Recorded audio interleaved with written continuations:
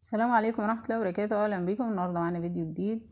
عاملين اكله سهله كده وبسيطه، مكرونه وايت صوص بطريقه سهله وبسيطه تنفع في الحر اللي احنا فيه بقى، ونخلص بقى من موال الطماطم والحاجات دي. فقلنا نعمل اكله كده سهله وسريعه وبسيطه كده، وطعمها حلو كمان ما شاء الله تعجب الولاد. بس كالعاده يا ريت قبل ما نبدا الفيديو اللي ما عملش اشتراك في القناه يعمل وفعل الجرس علشان يوصلكم كل جديد. اولا نسمي بسم الله. انا هعمل هنا في طاجن علشان هدخله الفرن الاخر يعني. فحطيت معلقه زبده وشويه زيت. ودي فراخ، صدور فراخ متقطعه قطع صغيره ومغسوله طبعا. نزلت بيها اخدت صدمه معايا، وده بقى المكون بقى اللي بيعمل معايا الوايت صوص بطريقه بطعم حلو ونكهه مميزه، التوم. حطيت كده معلقتين توم مهروسين في السمنه كده اللي في الفراخ. وحطيت بقى الملح والكزبره والفلفل الاسمر، بس مش هحط توابل تانية غير كده. اخدوا تشويحه ونفس التوم طلع كده معايا، والفراخ غيرت لون واخدت من نفس التوم. حطيت بقى معلقتين دقيق. احنا طبعا هنعمل هنا الوايت صوص بالطريقه البسيطه الغير مكلفه، يعني في العادي او في الأكلة الأصلية بيعملوها بكريمة. فطبعا علشان الكريمة غالية جدا فاحنا هنعملها بكريمة من البيت، لبن طبيعي. حطيت معلقتين دقيق في السمنة والزيت اللي في الفراخ، اتشوحوا. ونزلت ما اخدوش لون ولا حاجة، يدوب بس اتشوحوا، ونزلت عليهم بحوالي لتر لبن.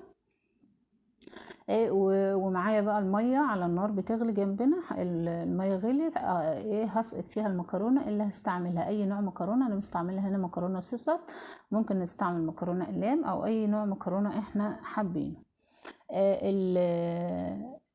الصوص بقى بتاع المكرونه مع الفراخ كده، ايدي معاه في التقليب كده علشان احنا حاطين دقيق ما يتكتلش معانا.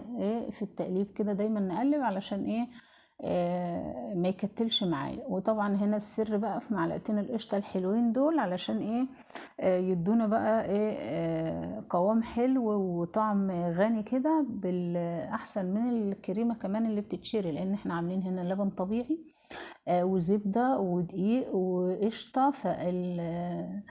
الصوص يبقى غني معانا كده وطعمه حلو. وطبعا نتغاضى بقى عن الكريمة وسعرها غالي. بعد ما اللبن خلاص بدأ يتماسك معايا كده ويتقل القوام يتقل، هحط بقى حوالي كوباية جبنة. انا حطيت نص جبنة، نص كوباية موتزاريلا ونص ميكس. هقلبهم تقليبة. وطبعا المكرونة خلاص استوت، يعني سوى المكرونه حوالي 3/4 سوا. هشيل بقى من الميه على طول كده، واحط في الطاجن عندي على طول. انا هنا ايدي سخيه شويه فعامله مكرونه بزياده، طبعا الكميه اللي انتوا حابينها.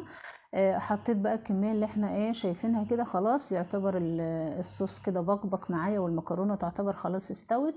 اللي حابب بقى ياكلها زي ما هي كده على طول بالصوص بتاعها كده، غرقانه في الصوص زي ما احنا شايفين كده، بغرف كده للي عايز ياكل. وطبعا الزياده اللي عندي بقى خلاص هدخلها بقى طاجن في الفرن. فهظبطها كده احط عليها شويه جبنه كده على الوش، وهدخلها تاخد وش تحت الشوايه. لو مش حابين الخطوه دي اختياري. الخطوه دي يعني عشان احنا المكرونه عندي زايده شويه، فلو فضلت كده هتبقى مش لطيفه. فانا عملتها، حطيت لها صوص، حطيت لها جبنه ودخلتها، اخدت اللون تحت الشوايه كده، ما فيش 10 دقايق، ما بتاخدش وقت ما شاء الله. شايفين اللون والطعم تحفه. جربوا الطريقه بقى، قولوا لي ايه رايكم، ولو عجبكم الفيديو يا ريت ما تنسوناش في لايك وشير. سلام عليكم.